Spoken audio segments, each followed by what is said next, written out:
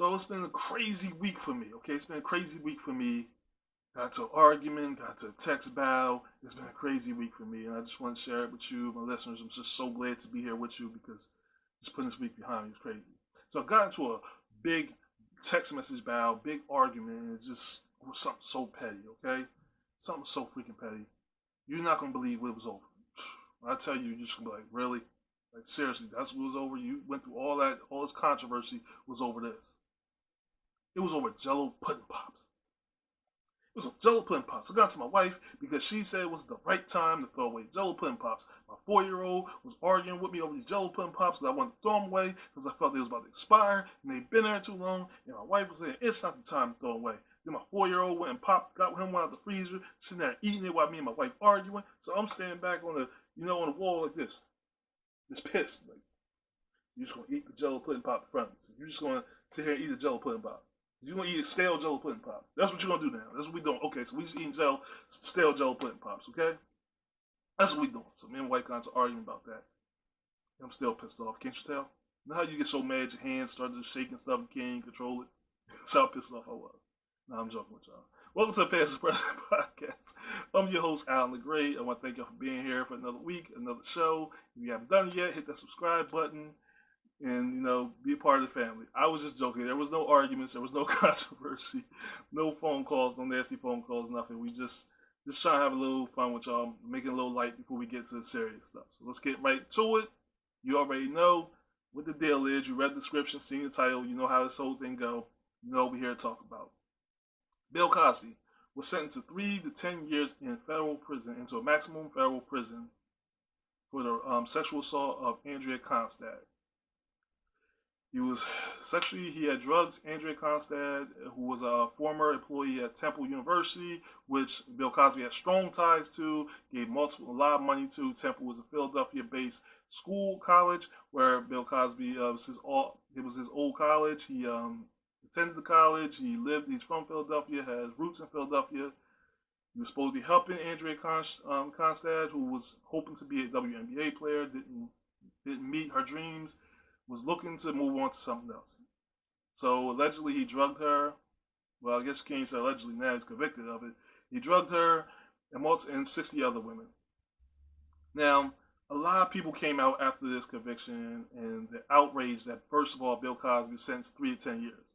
The outrage is amazing. And the craziest thing about most of the outrages come from women.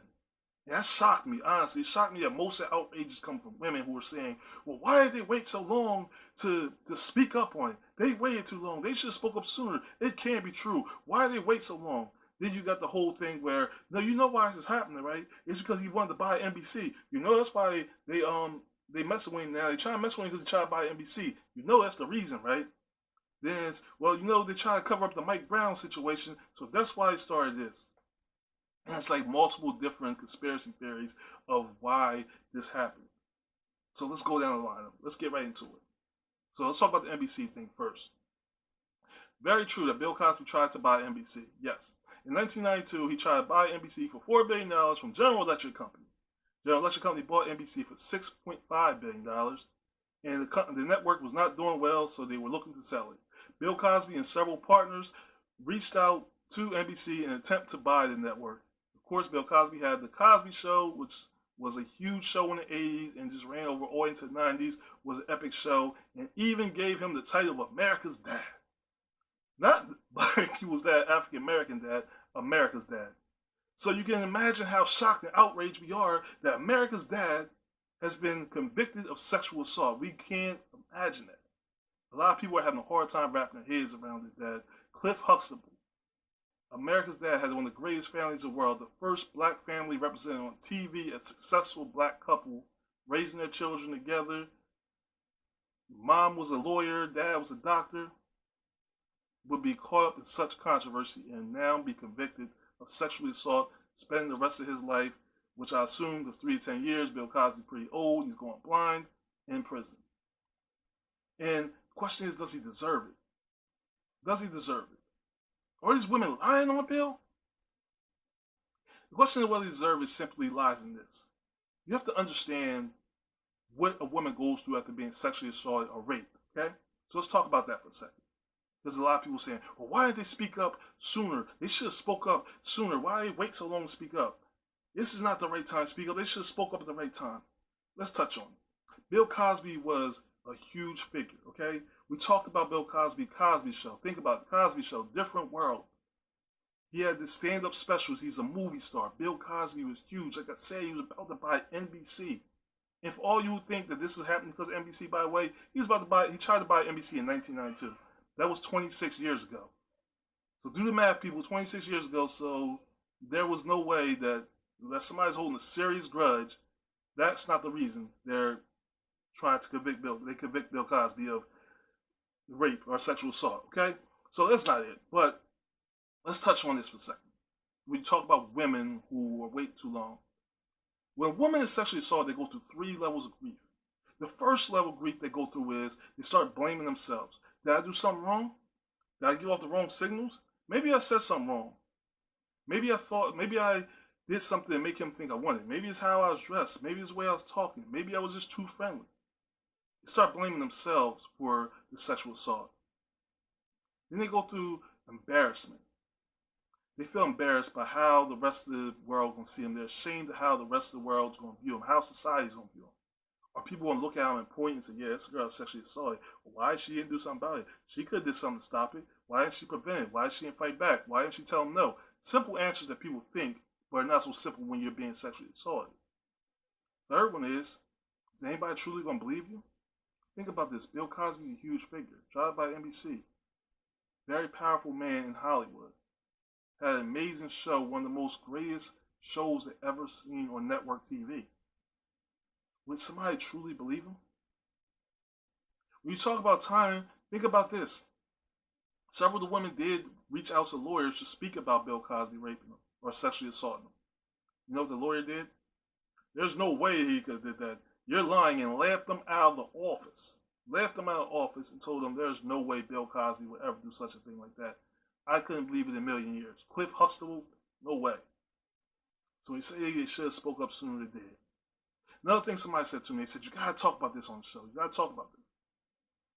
They said, well, people knew about it for a long time, but just because Bill Cosby is making the money, they just chose not to speak on it.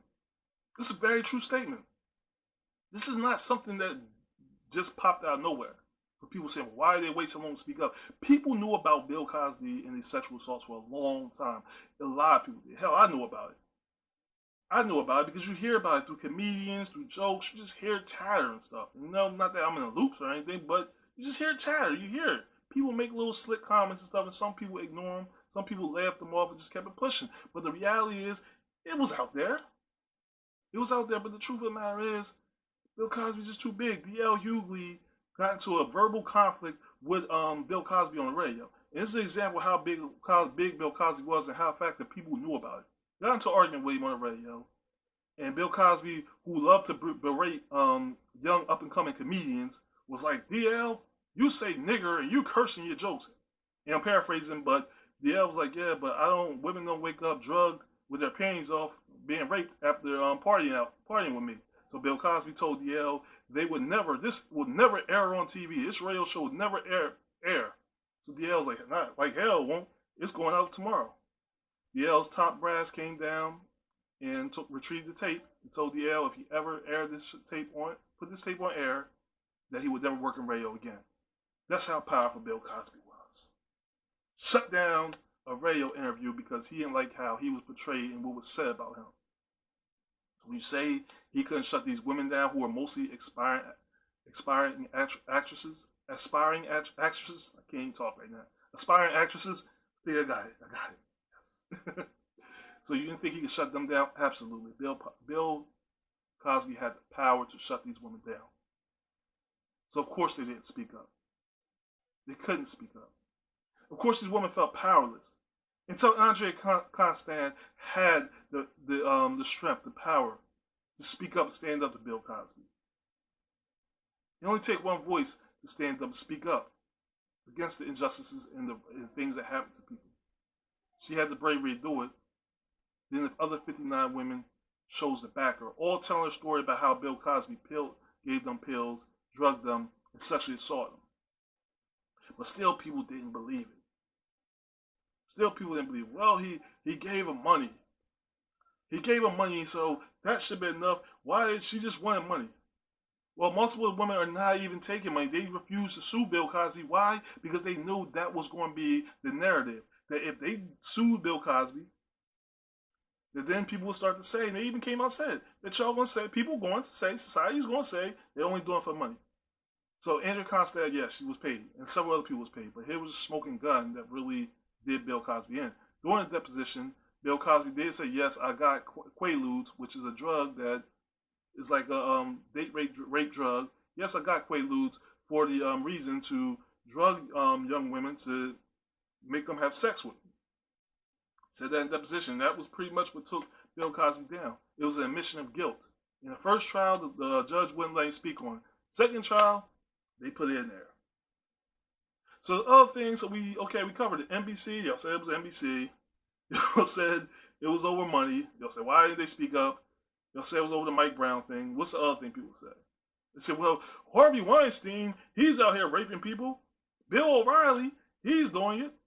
Kevin Spacey's doing it. Why aren't they in jail?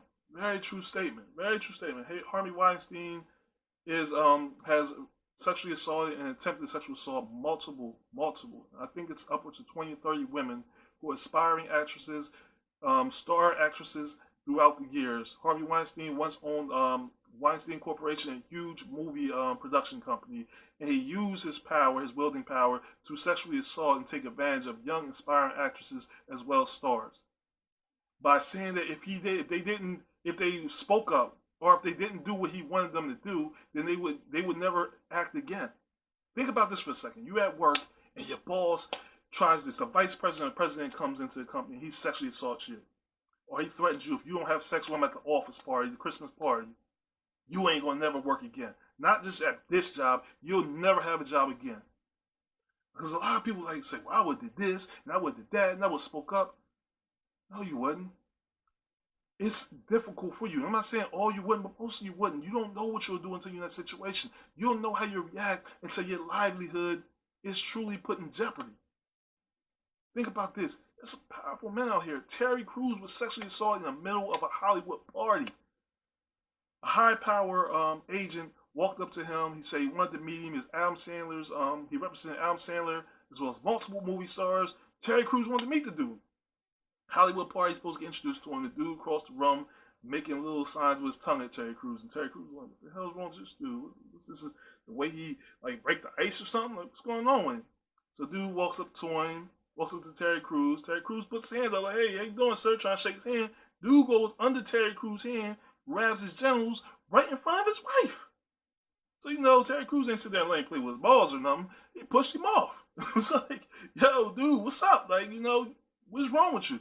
Dude was still making, gestures with his mouth and stuff. Terry Crews wanted to beat the hell out of him.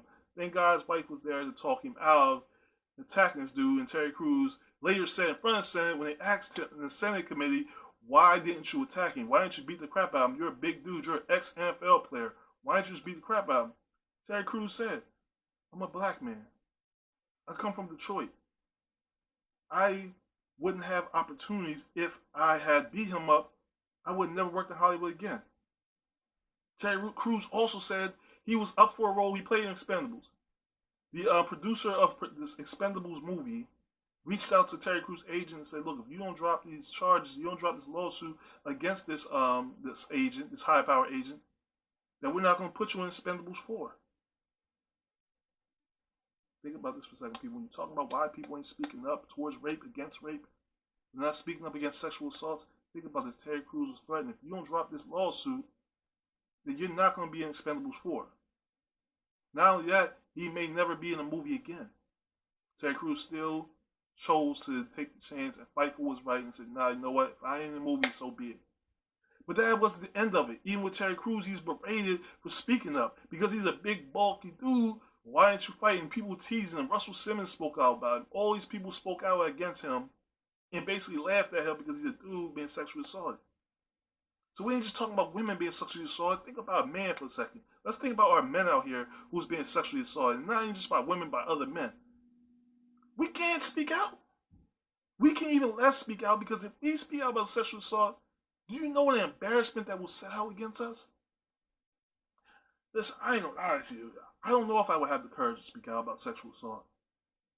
I don't know. When you see how the Bill Cosby accusers are being criticized and ostracized because they're speaking out and they choose to tell their truth about what happened, you gotta wonder, you gotta see why people don't feel as comfortable speaking out. Then you gotta think about, like, man, the Terry Crews, how people gonna laugh at you, how people gonna look at you, the embarrassment that's gonna set out.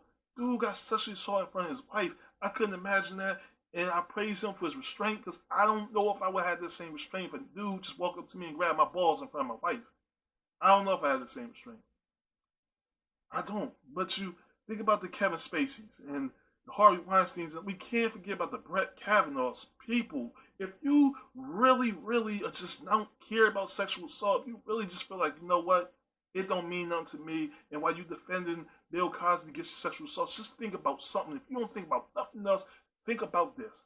Brett Kavanaugh's been accused of sexually assaulting 3 different women. 3 different women.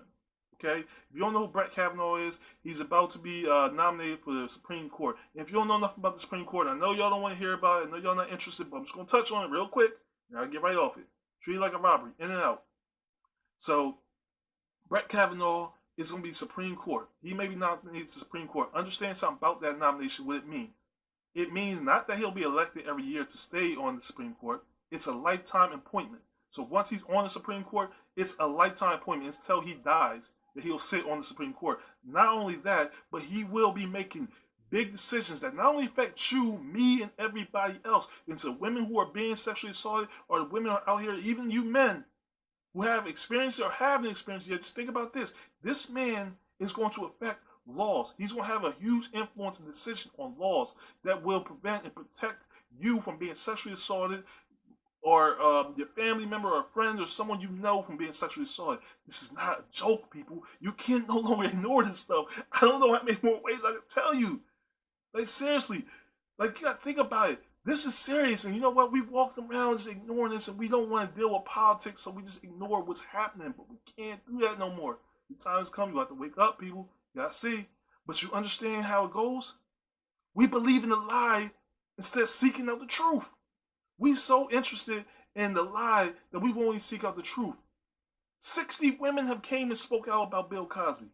And we're still saying, well, they're all lying. Well, why do they all come out at the same time? Why do they come out at the same time? This gotta be a lie. You got 60 different people telling the same story? Saying they was drugged the same exact way? Man, you can't get 60 people in a room right now and get them to share the same story. Especially a lie. Somebody's going to falter off. Somebody's going to just go right off the beaten path. Trust me. Listen, right now, try to get 60 people in a room right now. If you can, hell, get 10 people. Get 5 people in a room together. Like, look, we're going to all tell the same lie, and then we're going to go to our boss and all tell them we're sick at the same time. One of them 5 people was going to go in the office and tell the boss, look, we ain't really sick. You know, we just trying to get off work on Friday. So Victor, he made up the whole plan. One person's going to tell. So you think about 60 people, if you're sitting here trying to tell them, come up with a lie, at least one of them 60 people are going to be the one that blow the whistle. Like, ew, Vicky lied. Andrea Constand lied. She didn't really come up with this. He didn't really rape us. She just told us that because we can get some money. So when you got 60 people coming out saying the same thing, when you got all these women speaking about Harvey Weinstein, it can't be a lie. When you think about powerful men in the industry and how they wield that power and how they use it, it can't be a lie. The thing is about men in general, and it's something I learned recently, is that men, we're normally taught at a young age to be a dominant figure, to be an authority figure. And a lot of men, this is not just a black community. And I know I'm going off subject, I'm still talking about the same subject, because we talking about sexual assault all across the board. We ain't just talking about Bill Cosby. Excuse me. But a lot of men are not raised by a man who's comfortable with themselves. Not just they're not raised by a man, but they're not raised by a man who's truly comfortable with himself. I gotta speak on that. This is not to berate men, because they're also raised by a lot of women who are not comfortable with themselves either. And not only not comfortable with themselves, they're not emotionally intelligent. They lack empathy for people. So see, you might see your mom getting beaten up by your father. A lot of men, or even women, are seeing their mom getting beat up by their father or their boyfriend. And they grow to believe that this is right, that this is love. That you don't love me unless you're beating on me. You don't love me unless you sexually assault me. And a lot of people grow up that. A lot of men see it, or boys see it, and they grow up to be men and thinking that's how they give love is by beating on women or sexually assaulting women, mistreating a woman. They grow up thinking that's how they give love, so they grow up lacking empathy for people. So a lot of people, when they see this happening to women, all they're thinking about is themselves in this situation. They think about the fact, this can't be true that they actually raped them. Why didn't they speak up? Why didn't they do something? Why aren't they more brave?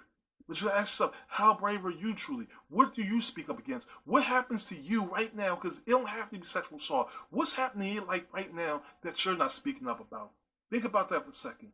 As people, I don't care who you are, man, woman, I don't care what your gender, I mean not gender, but what your race is. What is happening in your life right now, or somebody doing to you right now that you're not speaking up about? These women are trying to be rendered voiceless. And they're being rendered voiceless by people criticizing them for having the courage to speak up, for wanting to speak their truth.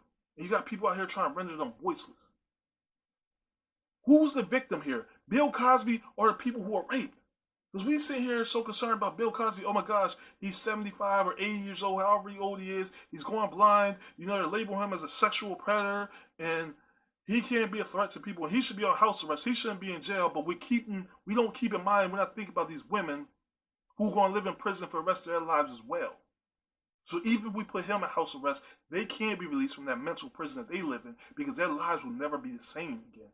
If you're not familiar with sexual assault, if you're not familiar with rape, then I suggest you talk to somebody who is, and talk to a family member or friend who experienced this, and they'll let you know that if they're comfortable talking to you, that they live in a prison every day. They have to relive that sexual assault every time they hear that person's name, hear that person's voice, see that person's face. They have to relive that. Sometimes when they close their eyes to go to sleep, they have to relive that moment. It's not something that escapes you. It's not something that time repairs. It's not something that goes away. This is not a joke, people. There's no time period to speak about. It don't really matter. It don't matter how much time. It don't matter how much money you throw at it. It's not going to take away that pain they feel. It's not going to take away the fact that they're never going to be able to live a normal life, have a normal relationship, have that trust with somebody. But then you got people who are treating the predators as the victim. The predator is not the victim here. If what Bill Cosby did was wrong, then he's getting what he deserves despite how big of a figure he was to us. No matter how important he was to African Americans or society in general, as African Americans, we gotta stop doing this. We gotta stop sitting here fighting for what's wrong and start standing up for what's right. We can't take every single thing that happens as, oh, it has to be racist. We gotta stop every time another African American speaks up about one of us, then we hate him. Or if somebody from outside of our race is speaking about something we do wrong, it's racism. We gotta start standing up for what's right and what's wrong. And we gotta differentiate between the two. Because see, it don't matter the fact that Bill Cosby's black. It don't matter that he was a huge factor. It doesn't matter he gave so much money to Temple. It don't matter that he created a different world. It doesn't matter he created the Little Bill Show or Fat Albert or the Cosby Show. It don't matter the impact he had on network TV. It don't matter how much money he created. It don't matter how many people's career he helped be successful or how many people he gave a career or a shot. Because none of that overshadows the wrong that he done. And I agree, everybody deserves a second chance. But I feel that also everybody has to be held responsible for what they do wrong. And if Bill Cosby truly sexually assaulted these women, if Harvey Weinstein did what he did, if Kevin Spacey did what he did, if that hotshot agent did what he did to Terry Crews, then they all need to be held accountable. And they're deserving of whatever sentence they get. And some of you may disagree with me, and that's fine. Please hit me up. past2presentpodcast@gmail.com. Hit me up on Facebook. Past Present on Facebook. Hit me up on Instagram. Alan the Great on Instagram. Let me know what you think. Continue to contact and reach out to me. Let me know what you think on this. But just because people spoke up about Bill Cosby now that he's not making the money, don't make this okay. And it don't make them innocent either, because yes, a lot of people knew about it, and a lot of people chose to ignore it and not speak up about it. And they're just as, they may not be as wrong and may not deserve to spend life in prison, but they need to be recognized for not handling it the right way, for mishandling this information, for not standing up for these women, for not being brave enough to do something about this. Because it's one of the biggest dangers with sexual predators. It's not just the sexual predators, it's the people who choose to harbor them and hide them so that they're able to sexually sexually assault someone else. Jerry Sandusky, think about it. Think about what if someone spoke up sooner about him. Think about how many of these young boys' lives could have been spared from having to have this disgusting, horrifying, horrendous memory in their heads. They have this horrifying, horrendous experience. Think about if one person had the courage to speak up about it. Just think about how many lives could be changed. We can't do nothing about the past, but what we can do about is the present and the future. And you may know something now, or know somebody who's a sexually predator, or somebody that's being sexually assaulted. And you may be able to stop hundreds, thousands, many other people from being sexually assaulted if you have that bravery, the courage to finally speak up. Have empathy in your heart, love for humanity, and speak up against these problems. The time has come where we can no longer ignore it. If we're not part of the solution, we're definitely part of the problem. I want to thank you for listening to another episode of the Past to Present podcast. I'm your host, Alan the Great. I want to thank y'all for joining me for another week. As always, share, like, comment on the show. Let me know what you think. Like I said, hit me up, email, pasttopresentpodcast@gmail.com. You can hit me up on Instagram, Alan the Great. You can hit me up on Facebook, Past Present. I'd love to hear from you. For all you who out there who've been reaching out to me, sharing, talking to me, giving me dialogue, giving me your feedback, comments, whether it's through text, email, inboxing, Facebook, YouTube, however you do it. All the likes out there you've been giving me. I love you. I appreciate all the support that you show me. I pray that you continue to support me, that you stay safe. And until next time, all I have left to say to you is stay tuned. Peace.